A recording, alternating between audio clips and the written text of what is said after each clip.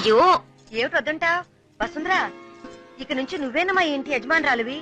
మేము కూడా నిన్ను చూసే భయపడాలి. నా తల్లే. అనే ఒక నిమిషం ఇటు చూసావా వదిన ఎంత సిగ్గుపడుతోందో.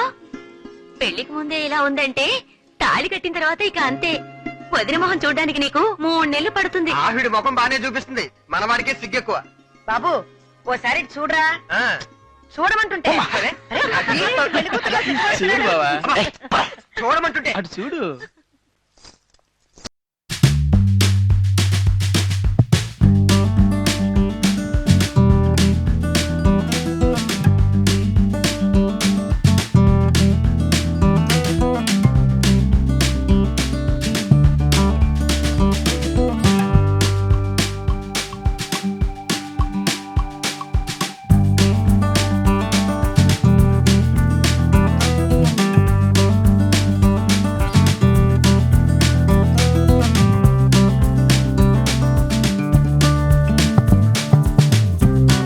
తీసుకొస్తాను. జాగ్రత్త. కూర్చోండి కూర్చోండి. ఇక నువ్వు నాకు పని మనిషివి కాదు, వారికే. నువ్వు పెద్ద కిలాడివే. ఎవ్వరికీ తెలియకుండా గుండెలో ఆశలు దాచుకున్నావు, అందుకన్నాను. నన్ను క్షమించమ్మా. నీ నరసింహం మీద నేను ఆశపడ్డాను, కానీ అది నెరవేరలేదు. దేవుడంటూ ఒకడున్నాడుగా, వాడు ఎవరెవరికి ఏమేమి రాసి పెట్టాడో ఆ విధంగానే జరుగుతుంది. వసుంధర, నువ్విప్పుడు మా ఇంటి పిల్లవి. నీకే శుభకారం జరిగినా పుట్టింటి సారని నీకు మా ఇంటి నుంచే రావాలి. కానీ మా నాన్న చచ్చిపోయే సంవత్సరం కూడా అవ్వలేదు, సారీలు ఇవ్వకూడదని చెప్పారు. ఏమైనా నీ అక్కయ్య అనే స్థానంలో ఇది నేను తీసుకొచ్చాను. ఇది కట్టుకుని అమ్మవారి గుళ్ళో నీ పేరుని అభిషేకం ఏర్పాటు చేశాను. వెళ్ళి చేసిరా. అయ్యో, నన్ను పెద్ద మనిషిని చేద్దులేలే, నేను చిన్నపిల్లనే. తీసుకో.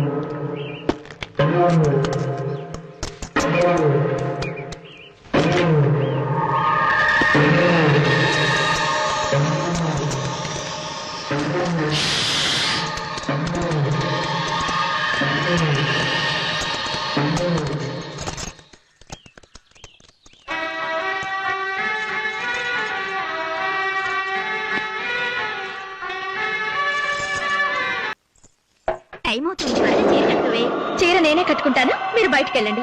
మేముంటే అడ్డవా? ఈ కథలే వద్దు, నేనే కట్టుకుంటాను. నువ్వు మాత్రం ఇక్కడే ఉన్నావేంటి? బయటికెళ్ళు.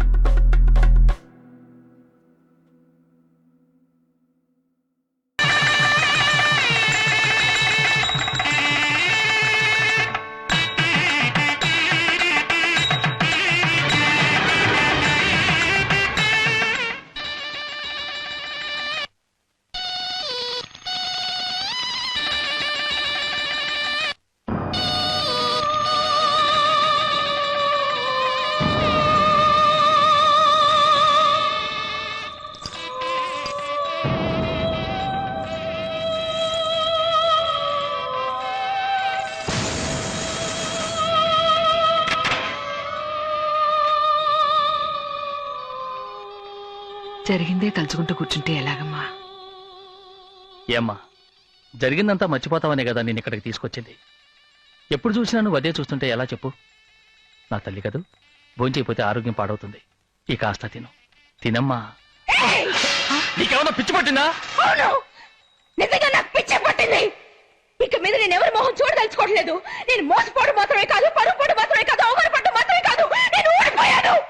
ఒక పని మనిషి దగ్గర నేను ఓడిపోయాను రా. అతని మీద ఇంత ఆశ పెట్టుకున్నామని తెలుసుకోలేకపోయానమ్మా.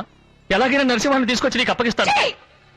ఒక పని మనిషి పడుకున్న చోట నేనా? నీకు ఇటువంటి నీచమైన ఆలోచన ఎలా వచ్చింది?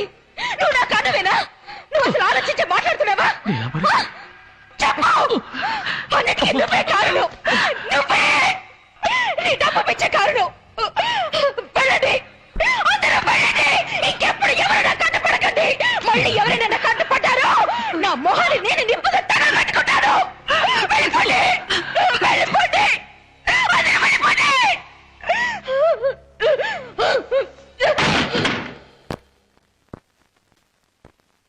మండల కార్యదర్శి సూర్యప్రకాష్, జిల్లా కార్యదర్శి Suryaprakash, MLA Suryaprakash, home minister Suryaprakash.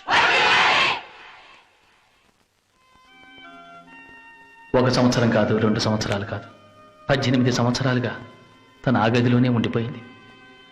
ఇంతవరకు బయటికి రాలేదు. నన్ను తప్ప ఎవరినీ గదిలోకి రానివ్వనూ లేదు. నా అంతస్తు పెరిగిన కొద్దీ ఈ ఇంటిని ఎన్నో రకాలుగా మార్చాను. కానీ తన రూమును మాత్రం మార్చలేకపోయాను, తనని మార్చలేకపోయాను. అది కూడా పర్వాలేదండి. అమ్మ చనిపోయినా కూడా బయటికి రాలేదంటే మీరే ఆలోచించండి. ఎప్పుడూ తన గదికి భోజనం నేనే తీసుకువెడతాను, అది తనకిష్టమై అడిగితే. వీళ్ళ అమ్మాయి గాని ఇంకెవరైనా గాని భోజనం తీసుకెడితే పళ్ళే నెట్టేస్తుంది. తను ఎప్పుడు లేస్తుందో, ఎప్పుడు తింటుందో, ఎప్పుడు పడుకుంటుందో ఏదీ తెలియదు. కానీ ఆ పెళ్లి క్యాచెట్ అవుతున్న శబ్దం మాత్రం వినపడుతూ ఉంటుంది. ఇన్స్పెక్టర్ ఆ? సార్, సీఎం మీటింగ్ బయలుదేరారు, వెళ్దామా? వెళ్దాం. మరి నేను చెప్పింది గుర్తుపెట్టుకోండి. ఎన్ని పూజలైనా చేయండి, ఎంత ఖర్చైనా పర్వాలేదు, తను మారాలి, అదే ముఖ్యం. ఈ విషయం ఎవరికీ తెలియకూడదు. అలాగేనండి. మావయ్య, సీఎం మీటింగ్ బయలుదేరారు, నేను వెళ్ళొస్తాను.